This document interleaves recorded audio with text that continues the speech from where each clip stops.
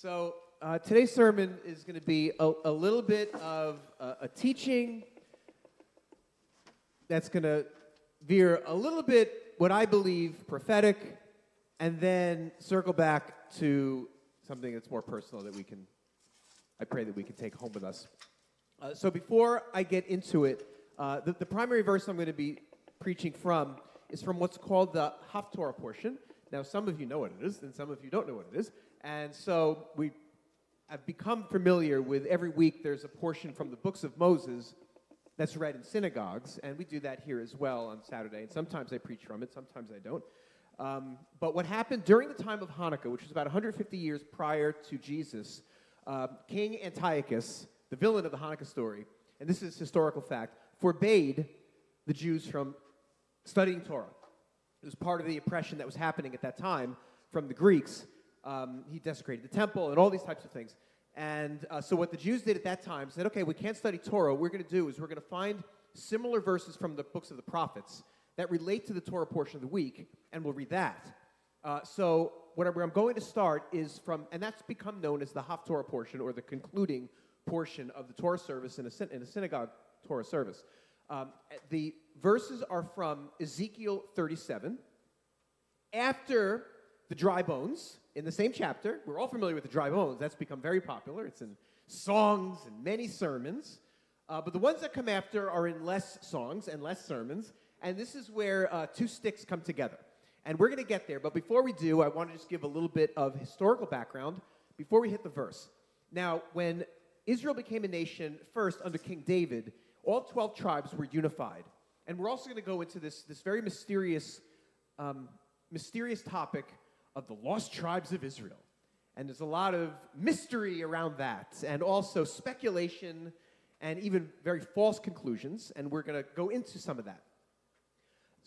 So under King David, there were 12 tribes, and all of Israel was unified. It was also unified under King Solomon, but because King Solomon built the temple, and he also built for himself extravagant palaces and other things, he taxed the people very heavily.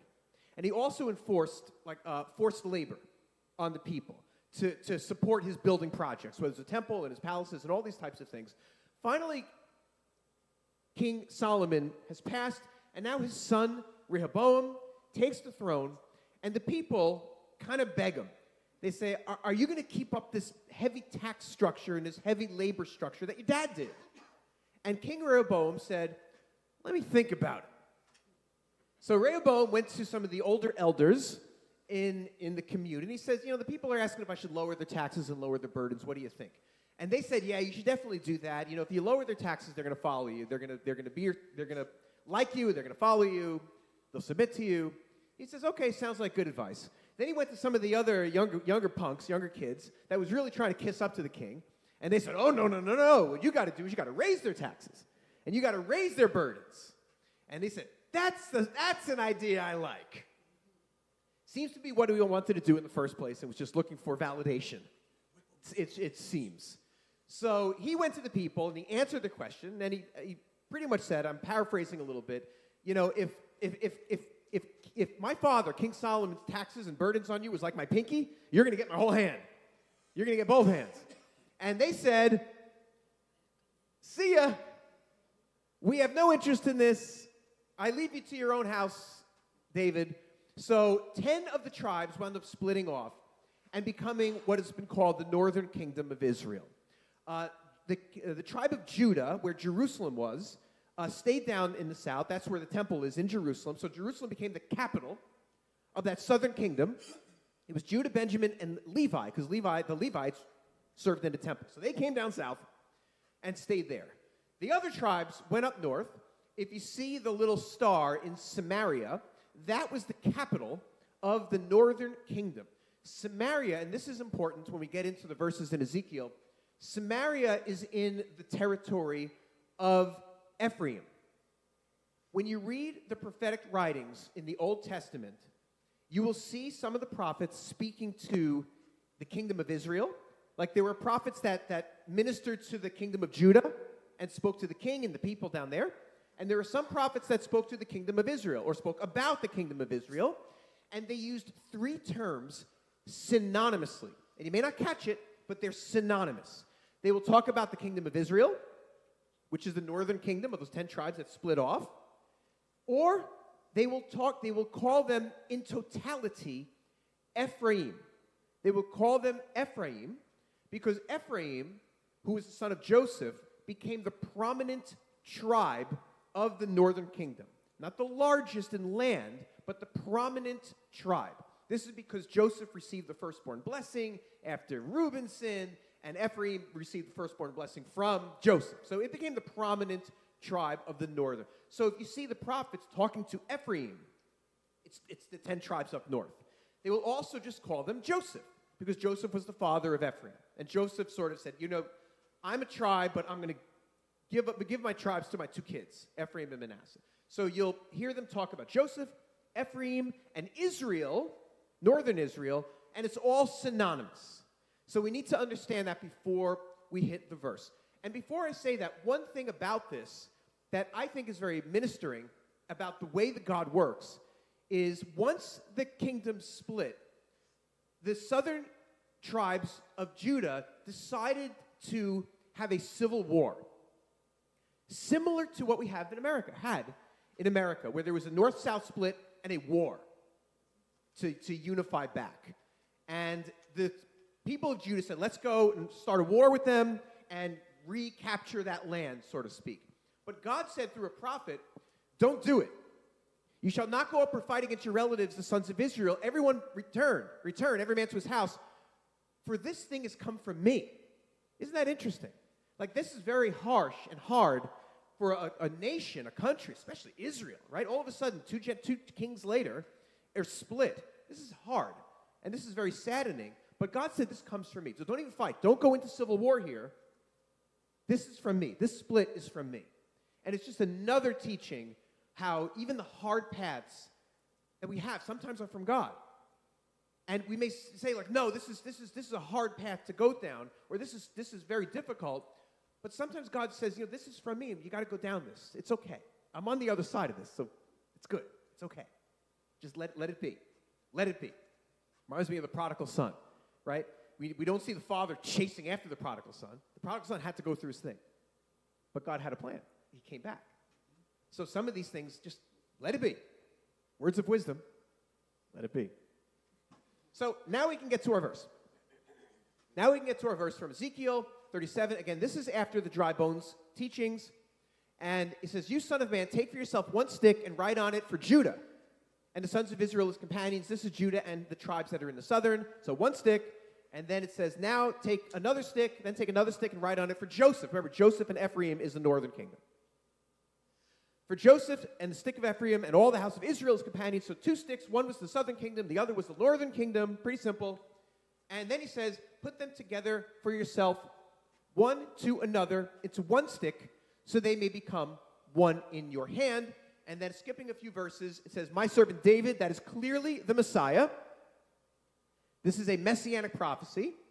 My servant David will be king over them. They will all have one shepherd, and they will walk in my ordinances and keep my statutes and follow them. So this is a prophecy of the 2 kingdoms, the split kingdom, reuniting and being under the shepherding of the Messiah, David, and coming together and following his ways. It's an end times prophecy of these coming together. So how is it going to happen? I'm going to share some ways that Judaism thinks this is going to be fulfilled, and I want to go into the New Testament pertaining to this because there's some similarities that I want to bring forth from the New Testament. So number one, so you look in Jewish commentaries, rabbinic commentaries, how is this going to happen? So some rabbis think that the 10 lost tribes are still out and about in the world. Now remember, they wrote this thousands of years ago. They're still out and about in the world. They're intact. The people from the tribe of, you name it, Asher. I always like the tribe of Zebulun because the blessing they got was they're going to live by the water. And Susie and I like waterfront property. So I may be from the tribe of Levi, which I just know. But I wish I was Zebulun. But so maybe we wouldn't have to buy waterfront if, anyway. Where was I going with this? That's true. You're right. By the Mediterranean.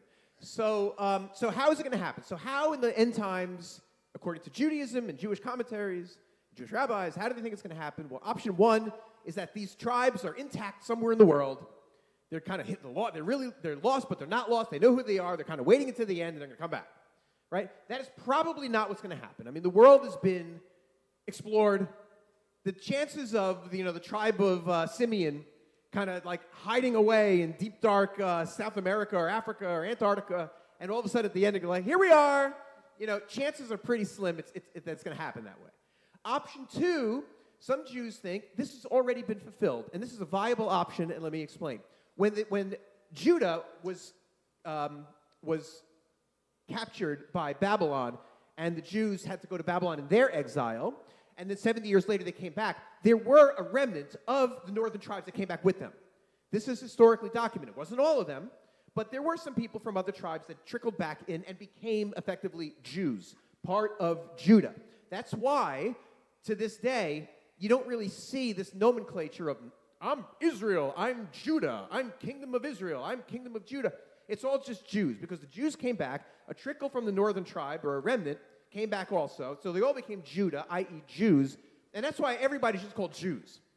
You don't have the nomenclature of Israel versus Judah. That's old nomenclature.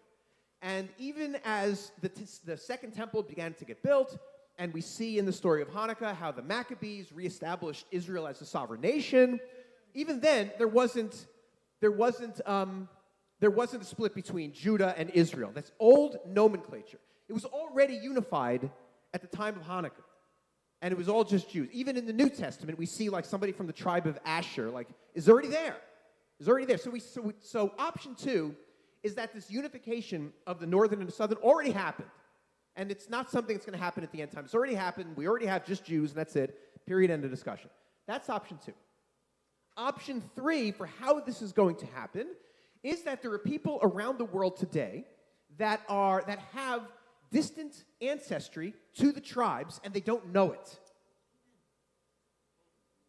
And in the end, when Mashiach comes, when Messiah comes, this is the Jewish perspective, he will reveal to people, my goodness, supernaturally, that they have lineage to the distant tribes, and they're going to want to come back. And you're like, wow, this is my own heritage. I want to come back to this. So they will align with the Jews. From an Orthodox Jewish perspective, that means effectively converting to Judaism and becoming one people in that way. So those are the three options. Now, I want to bring this to from a New Testament perspective and bring some insight that perhaps is missed, but it is very intentional in the New Testament, and I want this to come across correctly. When Paul writes about the Gentiles, so much of, we know this, so much of the New Testament from Acts and beyond are the Gentiles coming to faith. So much of it. These days, the question that makes people bang their heads is, how can you be a Jew and believe in Jesus? They don't jive. You got to leave Judaism to believe in Jesus and become a Christian, right? That's the normal thing.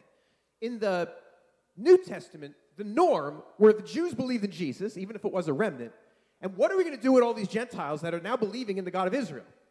Like, what are we going to do with them, and what do they have to do? Like, do they have to keep all the law of Moses? Do we teach them the laws of Moses? Do they not? Where do they start? Where do they end? How do we integrate? Like, it's so much of the writings is really how to integrate. So much of what Paul dealt with. He dealt with Pharisees who believed. They're like, they got to keep it all. And then he dealt with a lot of different stresses and a lot of different pressures to how we're going to integrate. So Gentiles came into faith, and we know that. People from the surrounding nations, the book of Acts and Paul's letters, it's people from all these different areas that are outside of Israel, all of a sudden believing that Yeshua is the Messiah, died for their sins to receive the Holy Spirit, and they're just as much God's people as the Jewish believers. Now, Jewish unbelievers were cut off from the olive tree for their lack of faith, but there was a remnant of Jewish believers, and there was Gentiles coming in, and they're coming in as one, and they all believe together. And how do we make this thing work? So one thing that I want to bring forth, which is very interesting, is that some of the writings pertaining to this northern kingdom of Israel and how they went astray. And they became very idolatrous. They did their own things. There are scriptures that say they established their own priests. They established their own holidays. It says from days and months that was just in their own heart. Like they did their own thing. Their own priests, their own holidays. They separated from the Jews. But in the end, God's going to bring them back. God's going to bring them back. Much of the wording that's used in the prophets pertaining to this, Paul used in pertaining to the Gentiles, which is very interesting. One of them that's very explicit is Hosea. Now, Hosea was a prophet. He prophesied primarily to the northern tribes of Israel, and he was told to marry a prostitute because Israel was in idolatry, which is like prostitution or adultery to the Lord. So he married a prostitute, had children, had to give the children specific names that spoke to the idolatry of the northern tribes. And one of them was Lo Ami. Name your child Lo Ami because you are not my people. It's the northern tribes he's talking about. The 10 northern tribes. You're not my people, I am not your God. Because it even says that they actually put golden calves. Like, what an insult to God that is. Like, Jeroboam, the king of the northern tribes, actually put golden calves in a couple of the areas and said, behold, Israel, here's your gods, and took you out of Egypt. Like, repeating the same sins back in, that happened after Sinai. I mean, what an insult. What an insult to God. So they were idolatrous, and they did their own thing. So God's saying, you're not my people. Name them Lo Ami. Name your child Lo Ami, because this Israel, they're not my people. I'm not their God. But right after that, he gives them a blessing. But the number of the sons of Israel, they're going to be like the sands of the sea. So they're going to be a lot, the people of the northern tribes, which can't be measured or numbered. And in the place where it is said to them, you are not my people, in other words, he just named them, you're not my people. Lo Ami, you're not my people. But in the place where it said you are not my people, it will be said to them, you are sons of the living God. This is God giving a rebuke, immediately followed by a future blessing. Right? You're not my people, but it's going to be said, you are my people. But Hosea is talking to the northern kingdom. And it also continues in Hosea that the sons of Judah and the sons of Israel will be gathered together. So it's another prophecy of them coming back together. So you, sons of Israel, northern tribes, you're not my people. You're not my people, but you're going to be numerous. And right here where I'm telling you, you're not my people, you're going to be my people, and you're going to realign with Judah, and you're going to have one leader, it says over you, it's going to be the Messiah. This is about the northern tribes. Paul uses this verse explicitly about the Gentiles. It's not only remnant from the Jews, but also from the Gentiles. As he says in Hosea, I will call those who are not my people, and her who is not beloved, beloved. And it shall be that in the place where it was said to them, you are not my people, they will be called the sons of the living God. So the same scripture that Hosea used for this northern tribes, that became very pagan, and tell him, you're not my people, but you're going to be my people, Paul's using for the Gentiles, which is very, very interesting. It's not the only place either. There's another place. This is more kind of looking more into the wording. So remember, Ephraim is the leader of those northern tribes. Ephraim, the boy, was Joseph's son.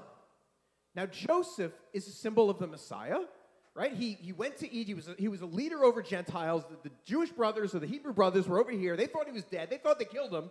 They got rid of the problem. But he was really alive, and he became second in command over a Gentile nation. And then at the end, the Hebrew brothers had to come back to him, and then he revealed himself as their brother.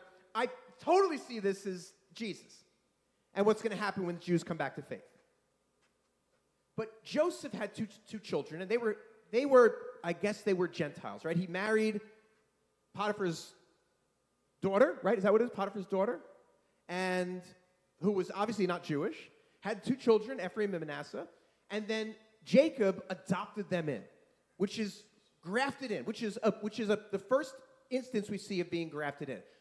Jacob saying, your two sons, Joseph, that were born to you in Egypt, they are now mine. This is like a foreshadow of the Gentiles being grafted in. You're now mine. You're part of this now. You're part of this, right? But what he did was, Manasseh was the firstborn, Ephraim was the second.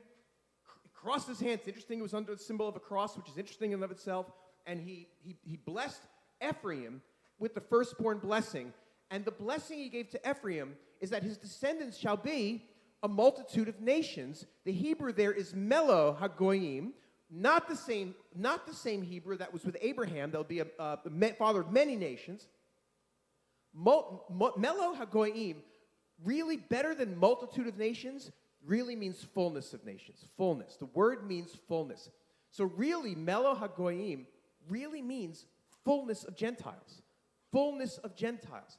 Now we see in Paul, in Romans 11:25, that a partial hardening has come to Israel until the fullness of Gentiles have come in.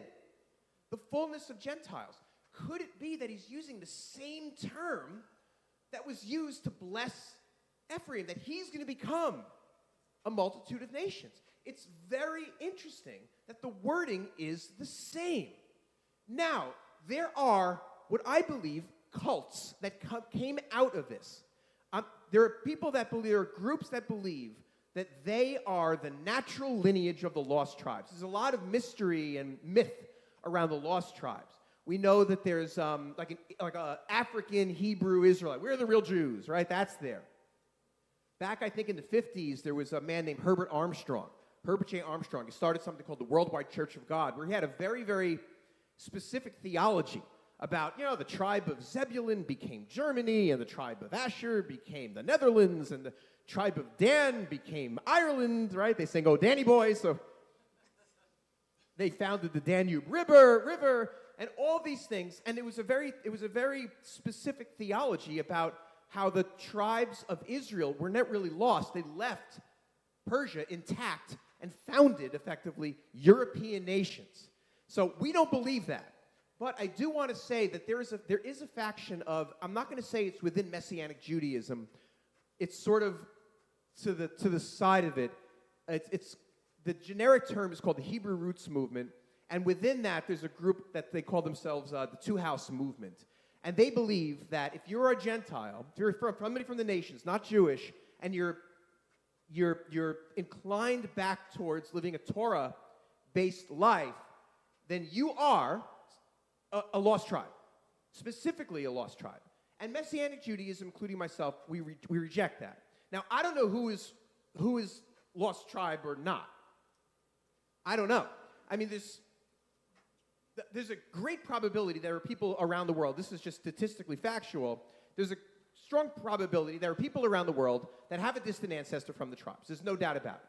And they could be of various religions, people around the world that have a distant ancestor. And I've had people come to me, I'm from the tribe of Dan. And when people come to me, I can't confirm it. I can't deny it.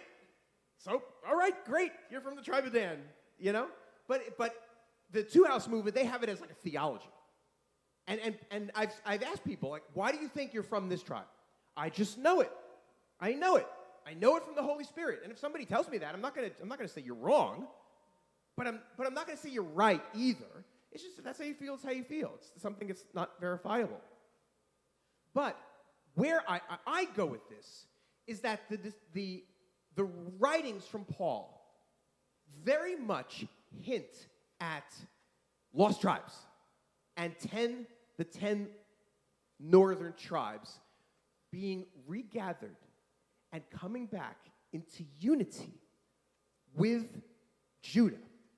And it has nothing to do, in my opinion, with DNA. It does nothing to do with DNA, but there is a prophetic picture. If Paul is using lost prophecies of lost tribes and merging back with Jews and using these verses to talk about Gentiles coming into faith and merging in, I do believe prophetically and spiritually, it doesn't have to be DNA. It doesn't have to be that. But spiritually, it is a picture. Now, I know that Messianic Judaism is a little bit of a fringe thing. I know that. And Messianic Judaism on a Sunday is even more fringe. So how crazy are you?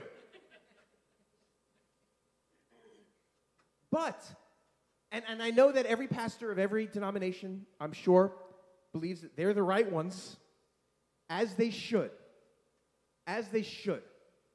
But I do believe, especially if Paul is using these prophecies of lost tribes, and we see them merging in and becoming one with Judah, keeping his way, keeping God's ways together.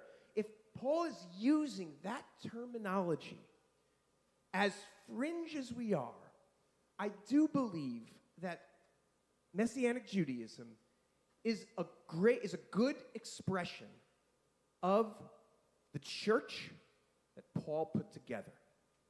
And I pray in 2026 that we see more of it. Now, it's not, in my opinion, it's not a coincidence that since October 7th, 2023, the topic of the Jewishness of Jesus and the Jewishness of the New Testament and the apostles and how much a Christian should support Israel or not support Israel, or is Israel really Israel? And all of these things have become front and center conversation in politics. You can write this down in 2028 presidential election. The topic of Israel and how much America should be supporting Israel is going to be front and center.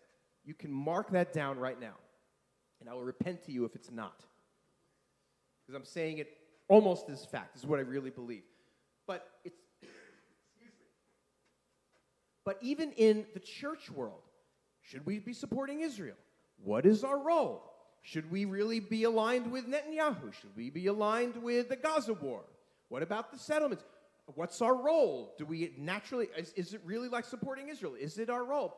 What is this? And all of these topics also about, was Jesus really Jewish? It's all percolating to the top. And I believe that is all prophetic. I believe it is all prophetic. So as fringe as Messianic Judaism is, we are a pariah to Jews and a big fat question mark to the church. And as much as that is, and I want to say this with humility, I believe it is a good biblical model of what the apostles' church looked like, because in that church you had believing Jews who didn't stop being Jews. Acts 21 speaks about myriads of people of Jews who were zealous for Torah. And this was spoken about not as they were Judaizers bad, but as a good thing. It was spoken of as a good thing in Acts 21. I know there are many places in the Bible where it was not spoken as a good thing because they were forcing Gentiles to convert and become fully Torah observant, and Paul spoke harshly against that. But a healthy Messianic congregation, when we can observe the Torah without judgment, without forcing people to take on observances they're not ready for, but also not slicing it off the Bible like it's gone, you're wasting your time, I believe is a good, solid, biblical model, as fringe as Messianic Judaism is, and as fringier as a Sunday Messianic church is. I believe it is a good, solid, biblical model. You know, Paul speaks about, I'm going to skip a little bit, Paul speaks about the olive tree in Romans 11. And Romans 11 is a great scripture when it comes to the relationship with the Jews and Paul's heart cry for the unsaved Jews. But he speaks about it in terms of the olive tree and branches. And I believe that that is very similar to the two sticks also, because he speaks about us as branches. And he speaks about wild olive branches and natural olive branches. I'm not reading into it. This is explicit in Romans 11. Wild olive branches, natural olive branches. The wild olive branches are grafted into, it says, a cultivated olive tree contrary to nature. So if this feels a little uncomfortable, it's biblical that it's contrary to nature. It just doesn't feel natural. Well, that's biblical. It's contrary to nature. Glory, hallelujah. But it also says, for the Jews that will be grafted back in, it says it's their own olive tree. It's their own, which means that there has to be something Jewish about this olive tree. Why would it be natural for me, but contrary to nature for you? There's something Jewish about it. But the two become one in this olive tree that's already cultivated. It's not a new thing. It's cultivated. It's cultivated by God. And I was just as cut off as anybody else. When I was in my unbelief, as an atheist Jew, I was cut off from this tree just as much as anybody else. So when you're grafted in, wild, even if it's contrary to nature, or grafted back in to a tree that is natural for me, the two, Israel and Judah, symbolically become one again and celebrate together again. So I believe that this lost tribe, no, it doesn't mean that you may or may not have that DNA. We don't know. It's so far beyond it. It's about faith. It's not about DNA. But it is a picture of the Gentiles coming in. And just as they reunited with Judah, we see Gentiles coming into this olive tree, which is Jewish, and uniting with Jewish believers and coming together. And this model of Jewish peoples being allowed to be Jews with all the observances, Gentiles coming in and just learning as you go, without any pressure at all, but still being in this Jewish space, I believe, as flawed as Messianic Judaism can be, because no church is perfect, it'll only be perfect when Messiah sets up his kingdom. Don't go leaving churches because it ain't perfect. Maybe it'll be more perfect with you there. But I believe that the model, which is a unique model, and fringe, and to some people cringe, but it's a unique model, but I believe it's the closest. I believe it's very close to what was put together by the apostles. And in the end, it's not just the Gentiles that were lost and found. I was just as lost as everybody else. We're all lost. Thank you. We're all lost. Even Yeshua said the Son of Man has come to seek and save that which was lost.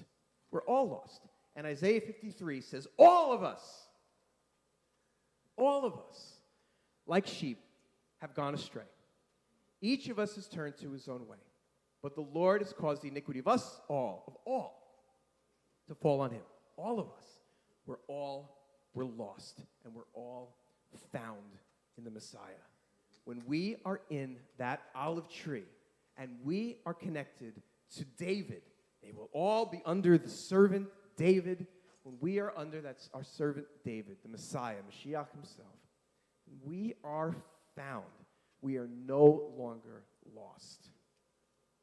And let me just close. So now that I went from the historical to the prophetic, and then we just go to circle back to that's personal, about we're all lost. One chapter in the Gospels really speaks about being lost and being found. It's like the lost and found chapter. And the chapter is Luke 15. Luke 15. It speaks about 3 ways of being lost and being found. And maybe you relate to one of them, or more than one of them. The first lost and found parable in Luke 15 is the one sheep that left the 100, or left the 99, sorry, the one sheep that left the 99. You know, and then the shepherd left the 99. He left them and went and got that shepherd. You know, the one thing that speaks to me about this is that, in a way, it wasn't really the sheep's fault. The sheep was innocent, and in this parable, like, the sheep just went out an open door, right? Like, if little Obed or Zebedee gets out of our house, it's not, God forbid, it's not their fault. It's our fault. They just went through a gate. They just went through a door. They just went through an open door. Now, our good shepherd doesn't leave open doors. He doesn't do that. But the enemy does. He'll leave little gates for us.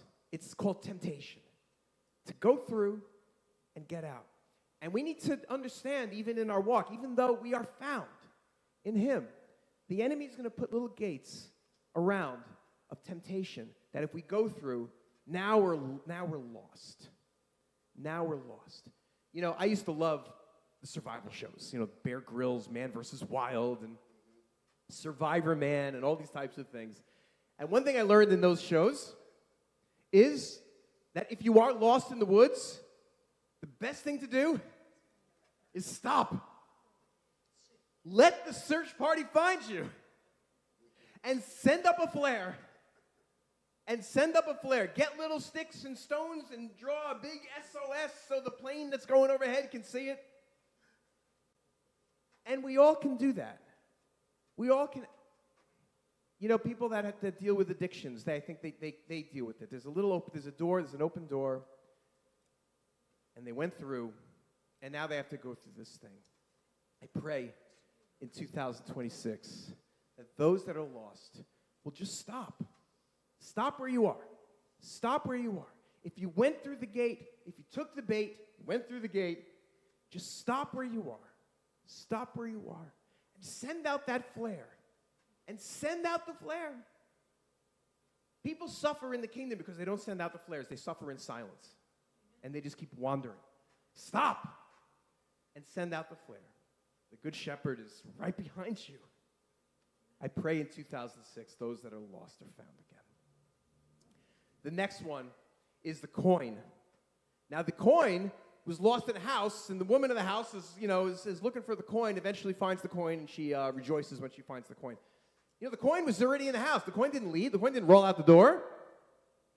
Didn't go through a gate. The coin was actually in the house. It just was unseen. It was unseen. This is not a question of salvation with the coin. The coin wasn't unsaved. The coin was unseen. And many people sometimes are in the house of God, and they just feel invisible. They're not lost. They're there. They're there. And this woman is searching, but the Lord knows where you are. And there are many people that are just in the house of God, and they just feel like they don't have a purpose, and they feel like they're the lost coin. They're under a cushion, and nobody knows where they are. God knows where you are. God knows where you are. He knows where you are. He knows the treasure that's within you. He knows your value. He knows your purpose. This is not a salvation issue. If he didn't want you there in the house, he would have saved you and sent you up to heaven right there. But here you are. So the Lord knows, the shepherd knows, the owner of the house knows right where you are. And you are valuable. And I pray in 2026, those that just feel hidden and feel lost in the house, they're in the church, they just feel like a coin under a cushion, that you know that the shepherd sees you, that the owner of the house sees you and sees your worth and sees your value. And the final one in Luke is the prodigal son. The one that willfully went out, took the inheritance and went out, spent it all, lived licentiously, and eventually made the decision that I got to go back to Dad's house. It's very interesting because in the first parable, and even in the second, the shepherd or the owner of the house is frantically looking for the one that's lost. In this one, the father doesn't go out and looking. It's as if the father knows that the prodigal needs to go through what he's going through. And just like Joseph had that vision at the end that all this came from God, all this bad stuff I went through, you didn't send me here. You didn't send me to Egypt. God did. You didn't sell me to slavery. God did. You didn't put me in the pit. God did. All of this came from God because now at the other end of it, I see the plan. We see the same thing with the split of the tribes. God's saying, leave it. Don't go into civil war. This has to happen because I see a good end that you don't see. And in the end, there'll be a reconciliation. And sometimes people go out and it's got to go through its thing. If that's you or if that's somebody you know, I pray in 2006 many prodigals come back to the Father. In Yeshua's name.